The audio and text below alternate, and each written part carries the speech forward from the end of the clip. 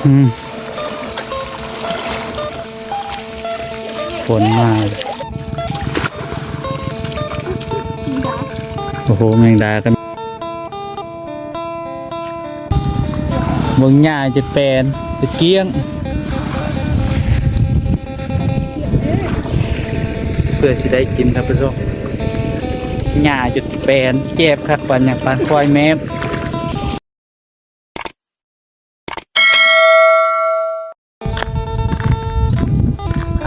กับทักทายสบายดีและสวัสดีทุกคนมื้อนี้บ่าวแก้วออกมาทงนาเนาะตอนนี้กำลังสิเดินทางไปนะทุกคนไปเบิ่งของแม่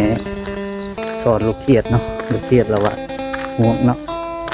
ติดตามส้มมันนะทุกคนว่าสิได้แล้วบ่ตอนนี้กำลังเดินทางมาไปเชียงวัดทางเข้าแล้วทุกคนติดตามส้มเหมือนกัน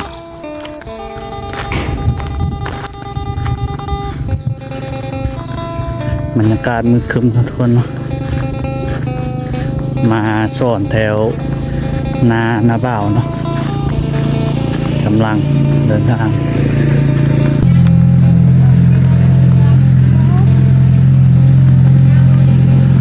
เดี๋ยวมาออกเพิ่มนะทุกคนนะ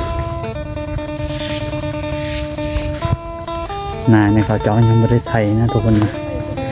เขาเจ้าก็สิมาสอนลูกกบลูกเขียดบอกกันลูกออด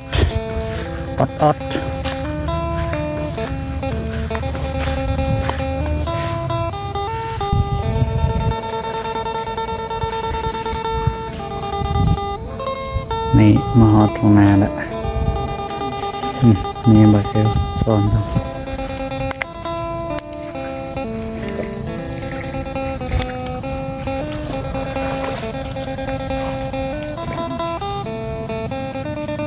ยู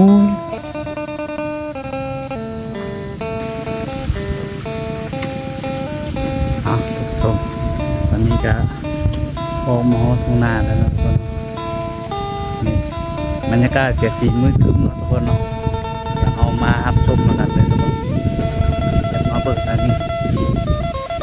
พ่อแม่กับเพื่อนเขาทั้งสอนขากองกับผู้เป็นนะทุกคนขากองใหญ่เนี่ยมีเบะ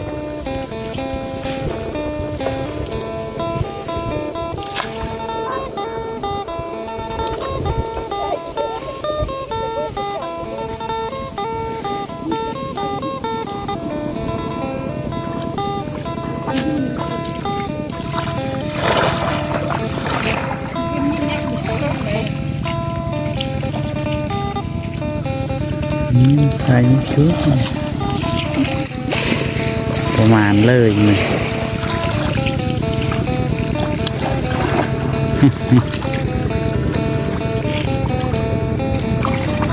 ทางคุณบาวเล่นไถนาอยู่นะทุกคนไปเบิ่งทางคนต่อ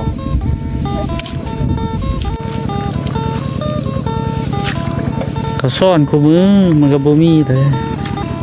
เขาเอาคู่มืออยู่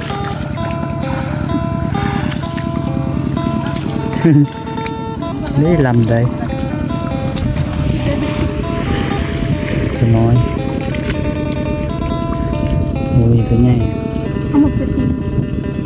ไปมาเลยเนาะดิสิ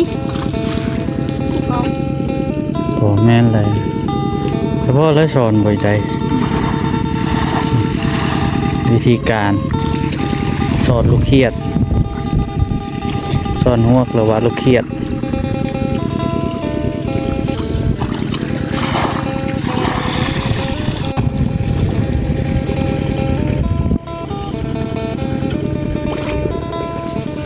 สมัยบอกแกยังน้อยเคยสอนแต่ตอนยังน้อยแต่เก้าหลายเดี๋ยวนี้บ่หลายบ่คือแต่เก้าเคยไปสอนตามแคมบ้าน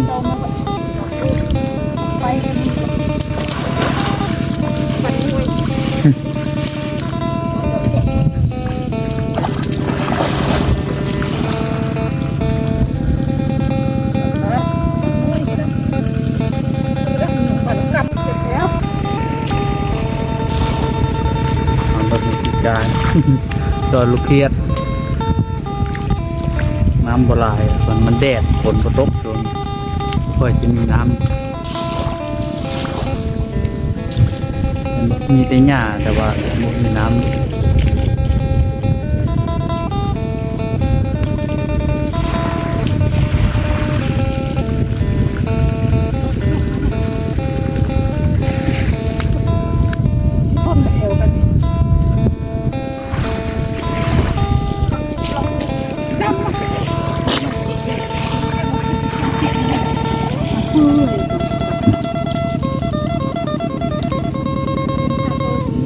ได้โชคโต ตื้มลายโตจึงพ่อกิน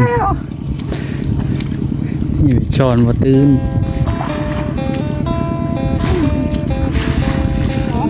มันมีตีนมันก็ไปแล้วเป็ดกบเป็ดเขียดคำนี้ลูกเขียดโมแม่นลูกกบลูกเขียด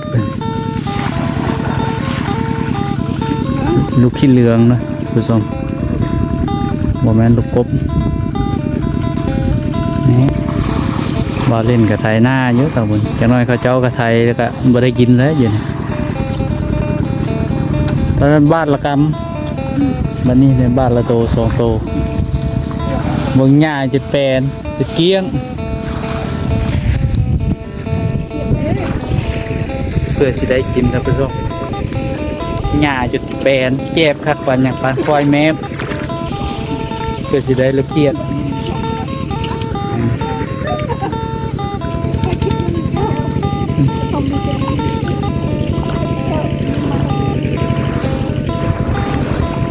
น่าจะเป็น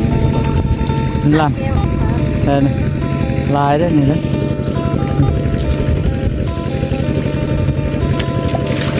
เยอะนะตัวเดียวเห็นจะเพิ่มเดี๋ยวกินมาดิ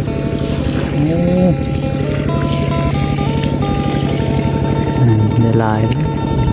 ตัวมันไม่ใหญ่เนาะลูกเขียดเนาะคันลูกกบเลยใหญ่เด้ท่านผู้ชมใหญ่เยอะเลยท่านผู้ชมแก้ไขอันเด้หมดจับเมาส์นะเถอะมันมีตีนละตีนป่งละสิเป็นเขียดแล้วท่านผู้ชมไหม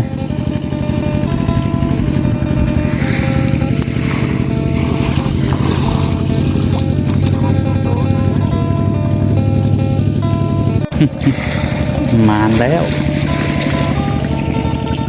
เด้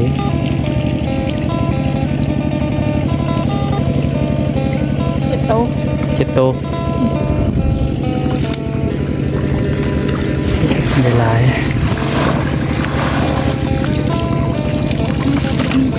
โอ้มีปูหยัง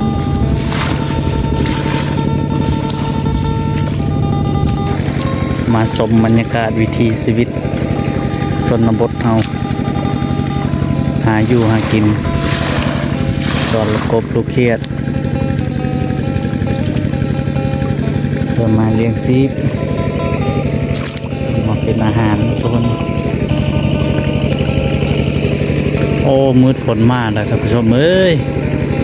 ฝนสิตกกันเลยนี่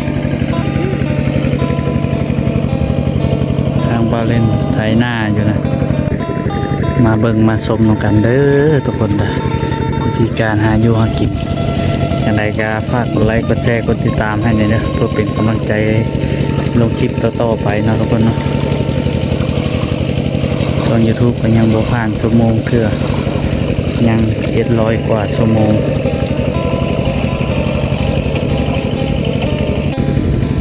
ท่านผู้ชมกว่าสิได้หาอยู่หากินยาก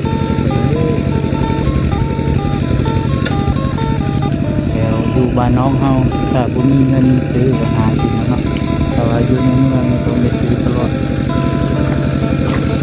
ฉะนั้นเลยอยู่บ้านน้องจะมีความสุขเนาะทุกคนหาอยู่หากินเองก็จะเป็นต้องได้ซื้อหากินการแกมท่องให้ท่องหน้าก็พอได้กินเลยทุกคน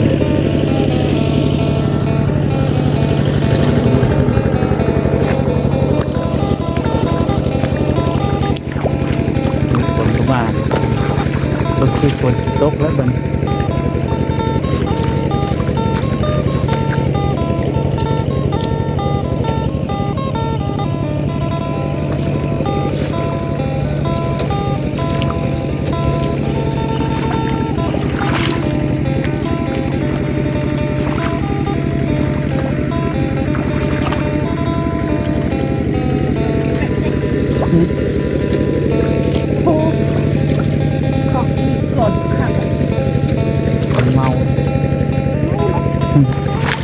เอ้า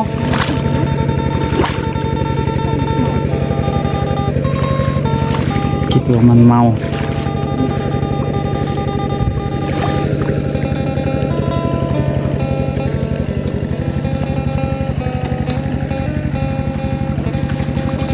แผนทุกคนนะยาขึ้น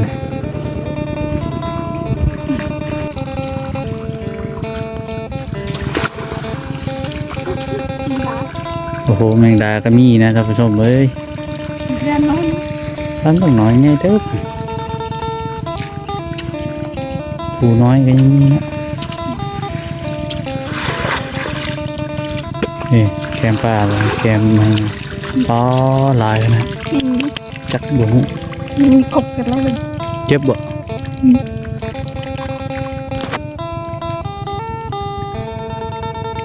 มีทุก จับ คน จะยังจะเขา ตัวน้อยขนาดนี้ทุกคนโอ้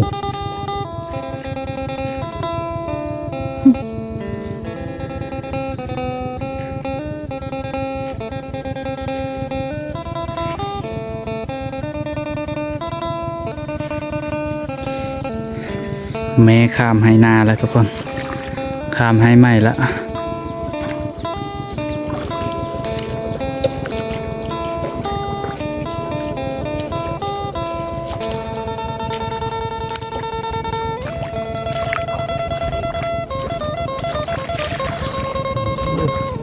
เครียดมันตีนมันป่องแล้วทุกคน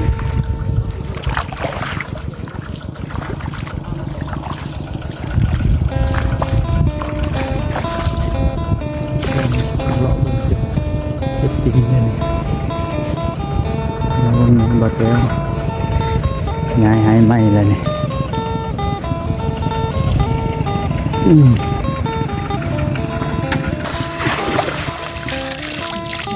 เด็กครึ่ง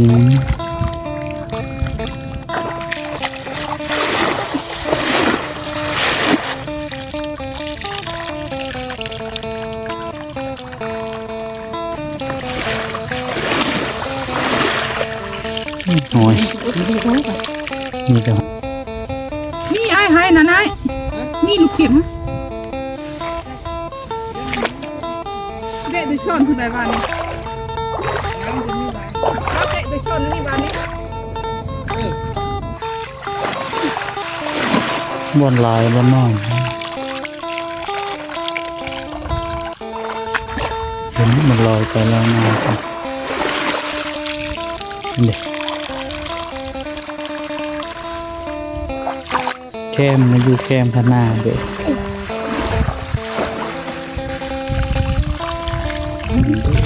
มีครับ